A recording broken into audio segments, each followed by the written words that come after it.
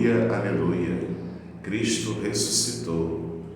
Querido irmão, querida irmã, seja bem-vindo aqui ao nosso último vídeo da nossa sequência do livrinho do Retiro Quaresmal 2024. Não poderia deixar de gravar esse último vídeo e de algum modo agradecer a cada um, a cada uma que se dispôs a fazer esse caminho, esse trajeto juntos, passando por toda a Quaresma, pela Semana Santa, pelo Tríduo Pascal e chegando agora nesse tempo bonito da Igreja, que é o tempo da Páscoa, que é o tempo da ressurreição do Senhor. A Páscoa para nós não é só um domingo, a Páscoa para nós vai até 19 de maio, com a festa de Pentecostes, que encerra assim essas 7 semanas de alegria, de júbilo pela presença do Cristo vivo e ressuscitado. Por isso, convido que você reserve tempo e espaço para fazer a sua oração. Escolher o tempo é algo muito importante para que cada um de nós possa, de fato, se apropriar daquilo que o Senhor quer para cada um de nós. E também escolher o espaço também é algo muito importante. Por isso, nesse momento, que você possa escolher o tempo para a sua meditação, o horário que melhor te ajuda a rezar e o espaço. O espaço agora, por ser tempo da Páscoa, o Círio Pascal pode nos ajudar bastante, mas pode ser que você não tenha um círio desse tamanho dentro da sua casa. Alguns lugares vendem os círios pequeninos, chamados círios da família. Aquele círio também pode te ajudar a compor esse espaço seu da oração. Caso você não tenha nenhum nem outro, providencie uma vela de repente grande, bonita, e você enfeite essa vela de acordo com aquilo que você tem, com um laço, com uma fita, com algumas flores. Transforme essa vela, ressignifique a vela, para que ela também possa ser símbolo para você do Cristo vivo e ressuscitado. As flores também podem nos ajudar bastante nesse tempo da Páscoa. Se você consegue colocar flores no seu ambiente da oração, isso também poderá te ajudar bastante. Uma vez dito isso, que você possa agora encontrar o tempo, o espaço, que você possa encontrar também a postura adequada para você fazer esse momento da sua oração.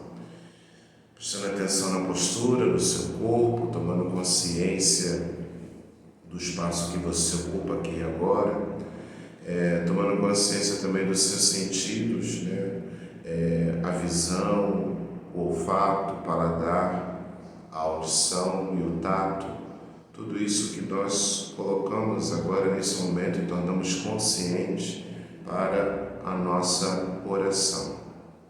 Pacifique-se, procurando se desvencilhar de aparelhos eletrônicos, ruídos, barulhos, tudo aquilo que possa se transformar numa espécie de distração e que te atrapalhe o seu momento de oração.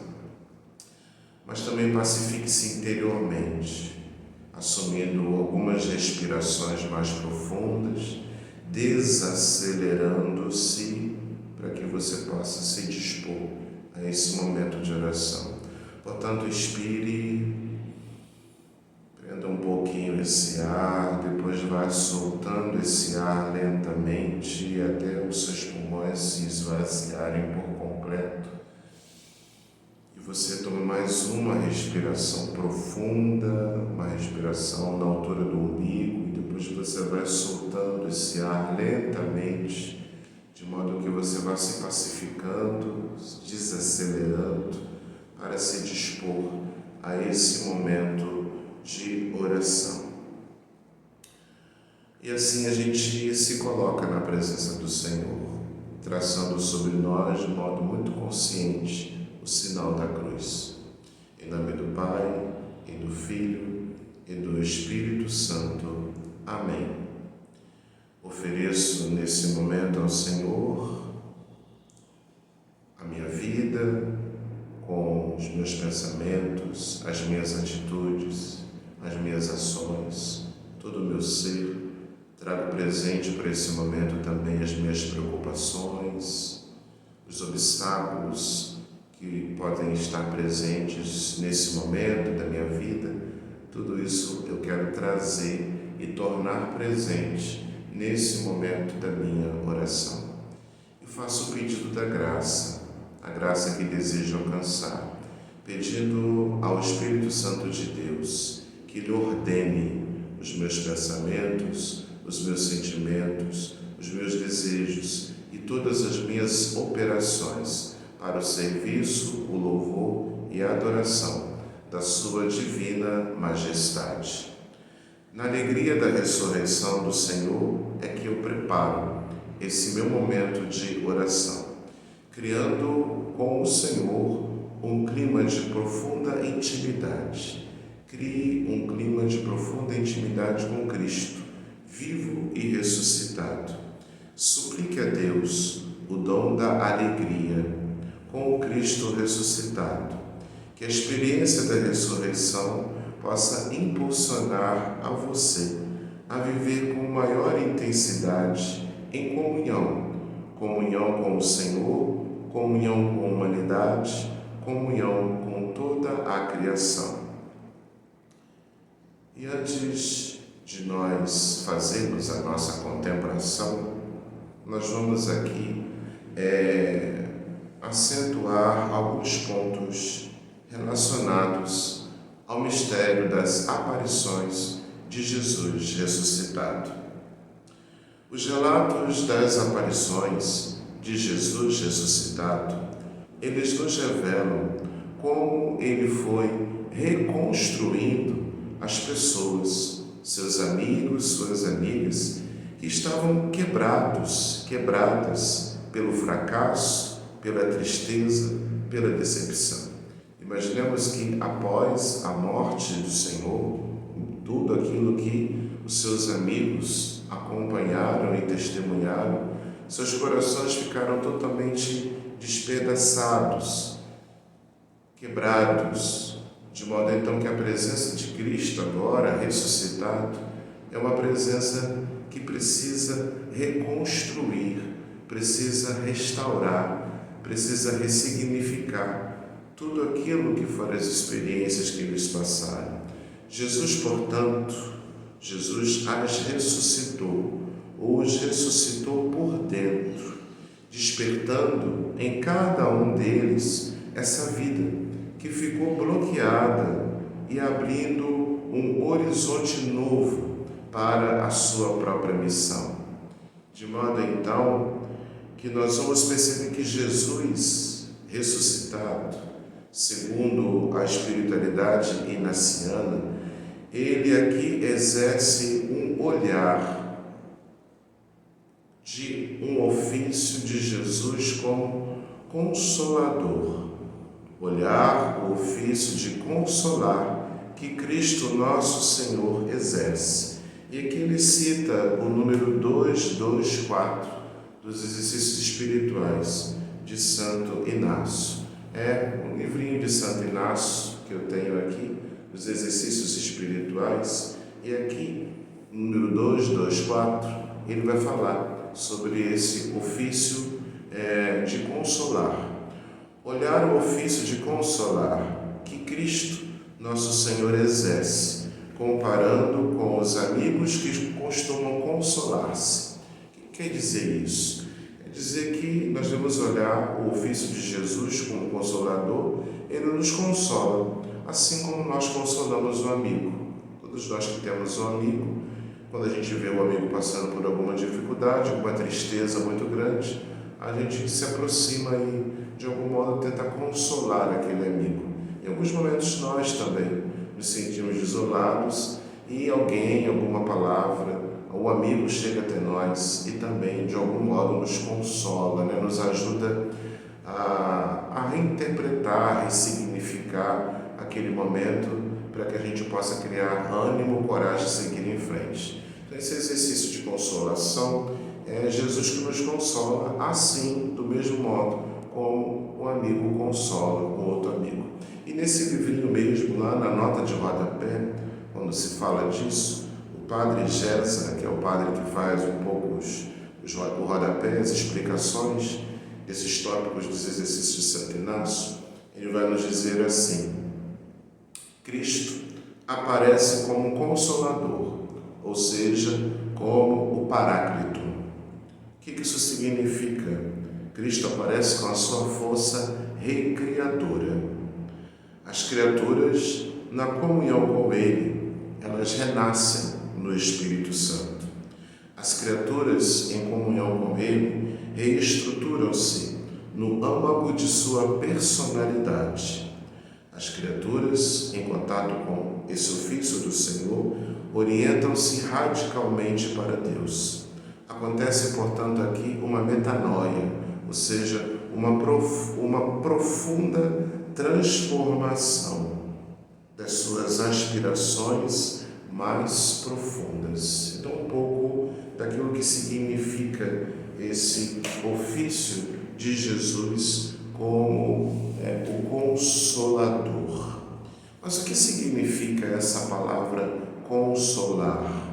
Nós falamos bastante aqui ao longo de todo o retiro quaresmal de consolação e desolação. E o que será que significa isso? Consolar, segundo aqui o nosso livro, é o que define a ação do Cristo ressuscitado. E o que será que Cristo ressuscitado faz? Cristo ressuscitado transformando a situação dos seus discípulos e discípulas.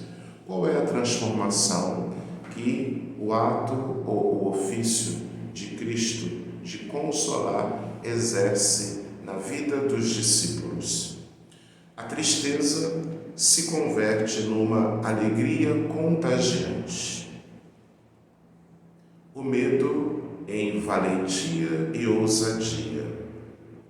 A negação de Jesus em profissão de fé e até martírio. Portanto, percebemos que a presença de Cristo vivo, ressuscitado, exercendo o seu mistério de consolação, ela vai transformar aqueles discípulos que estavam tristes, acabrunhados, se transformam em testemunhas alegres e contagiantes da ressurreição. Vai lembrar aqui de Pedro, por exemplo, que no primeiro nega, e agora esse ofício de Jesus Consolador transforma aquele Pedro medroso, tímido, que nega a Jesus, numa testemunha valente, forte, capaz de chegar lá no templo e dizer: esse que vocês mataram, Deus o ressuscitou, e disso nós somos testemunhas. O que é isso, senão esse ofício de Jesus que consola, no sentido de reestruturar, de ressignificar e abrir novos horizontes para a missão. Portanto, não se trata aqui de um ato pontual, senão de um ofício que definirá para sempre a atividade de seu espírito no mundo. Então, mais do que algo pontual, uma coisa que o Senhor fez uma vez, na verdade é um ofício. O que significa a palavra ofício? É um trabalho. É o Espírito de Jesus que vai trabalhando, exercendo esse ofício de consolar, exercendo esse ofício de transformar, para que pouco a pouco esses corações quebrados, despedaçados, tímidos, medrosos, se transformem em corações corajosos, valentes, capazes até mesmo de dar a sua própria vida. Nas cenas evangélicas das aparições, o efeito da presença do ressuscitado sobre os discípulos e discípulas, ela termina sempre num reconhecimento e em chamado e envio, em restauração de uma vocação e missão.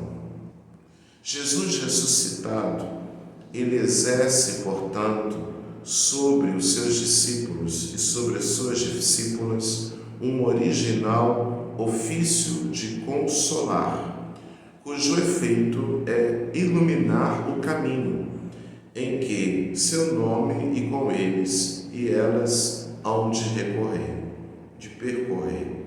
O ofício de consolar é a marca do ressuscitado. O ofício de consolar é a sua força recriadora e reconstrutora de vidas que foram totalmente despedaçadas. Jesus ressuscita cada um dos seus amigos e amigas, e Jesus vai ativando neles o sentido da sua própria vida, reconstruindo os laços comunitários que foram rompidos. A comunidade ficou totalmente dispersa, desorientada e, sobretudo, oferecendo solo firme a quem estava sem chão e sem direção. Todos somos chamados, todos nós somos chamados a prolongar esse ofício de consolar de Jesus. A experiência da ressurreição, ela deve nos mover para descer junto à realidade do outro. Assim como o Senhor, exercendo o seu ofício de consolação em nós, nos reestrutura, nos reorienta, nos ajuda a ressignificar a nossa própria vida e o horizonte da nossa missão, nós, cristãos, devemos exercer para com o outro o mesmo ofício, o ofício de consolar, descer, ou seja, ir até lá onde estão as pessoas que estão nos apresentando os seus dramas, as pessoas que chegam até nós manifestando os seus fracassos, as pessoas que se aproximam de nós manifestando uma perda do sentido da sua própria existência, da sua própria vida. Encontrar ao longo do nosso caminho pessoas que também estão com os corações quebrados, despedaçados, e até que ponto nós conseguimos ser presença de Deus na vida desses irmãos e irmãs. Portanto, é exercer este ministério humanizador, ou seja, vida que desperta outras vidas. Vida que desperta outras vidas. É vida planificada, é vida iluminada, é vida integrada. Tudo isso acontecendo pela experiência do encontro com o Cristo ressuscitado e que flui em direção a toda a vida que nós encontrarmos ao longo do caminho que ainda esteja bloqueada ou necrosada e tantas outras realidades difíceis que nós devemos levar essa presença do Cristo vivo ressuscitado, ativando essa presença na vida dos outros, despertando a vida que está ali, de repente, maltratada, diminuída, maltratada e desprezada. Então, são esses os pontos que podem nos ajudar para fazer o nosso exercício de contemplação. Por isso, nós vamos agora ler o Evangelho de Mateus, no capítulo 28, de 1 a 10. Mateus, capítulo 28, versículo de 1 a 10. É o último capítulo do Evangelho de Mateus, quase que a conclusão desse Evangelho. E aqui Mateus fala da ressurreição. E a palavra de Deus nos diz assim: depois do sábado, ao raiar do primeiro dia da semana, Maria Madalena e a outra Maria foram ao sepulcro de Jesus. De repente, houve um grande terremoto. O anjo do Senhor desceu do céu e, aproximando-se, removeu a pedra e sentou-se nela. Sua aparência era como um relâmpago e suas vestes brancas como a neve. Os guardas ficaram com tanto medo do anjo que tremeram e ficaram como que mortos. Então o anjo falou às mulheres: Vós não precisais ter medo. Sei que procurais Jesus, que foi crucificado. Ele não está aqui. Ressuscitou, como havia dito. Vinde ver o lugar em que ele estava. Ide depressa contar aos discípulos: ele ressuscitou dos mortos e vai à vossa frente para a Galiléia. Lá o vereis. É o que tenho a vos dizer. E saindo às pressas do túmulo, com sentimentos de temor e de grande alegria, correram para dar a notícia aos discípulos. Nisso, o próprio Jesus veio-lhes ao encontro e disse: Alegrai-vos. Elas se aproximaram e abraçaram seus pés em adoração. Jesus lhes disse: Não tenhas medo. Ide anunciar a meus irmãos que vão para a Galiléia. Lá me verão. Você pode pausar esse vídeo, se desejar, e ler esse texto mais uma ou duas vezes, para que a palavra de Deus possa ficar ainda mais presente na sua mente, na sua memória, e as cenas também, as imagens, possam se tornar ainda mais claras e te ajudar no seu momento de oração. Uma vez feita a leitura desse texto, nós queremos agora fazer o nosso exercício de contemplação. Por isso, convido você mais uma vez a ativar todos os seus sentidos, a tomar mais uma vez consciência da sua respiração, da sua postura, e com os olhos fechados, se isso te for confortável, ou pelo menos fixá-los em algum ponto, faça o seu exercício de contemplação a partir dessa cena do Evangelho. Convido você agora a ir com as mulheres até o sepulcro de Jesus. Contemple essas mulheres que vão visitar o corpo de Jesus, a sua sepultura. Contemple os seus passos, contemple os seus semblantes. Que pensamentos será que estão presentes nesse momento no coração dessas mulheres? Como são os seus passos? Como se desenvolve o seu caminhar? Que sentimentos estão presentes no seu coração, que as motivam a andar, a caminhar e a ir até a sepultura de Jesus? Contemple esse caminho, contemple esse trajeto, até chegar ao lugar aonde elas acreditam que está o corpo do Senhor, que está a sua sepultura. Contemple esse sepulcro, contemple a pedra do sepulcro.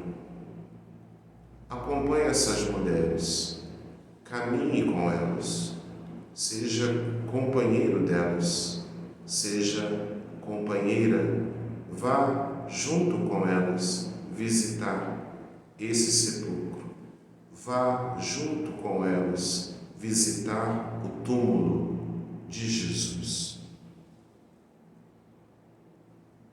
E junto delas, nesse momento, reviva a experiência do encontro com o Cristo ressuscitado. Observe a pedra sendo removida. Que tamanho tem essa pedra?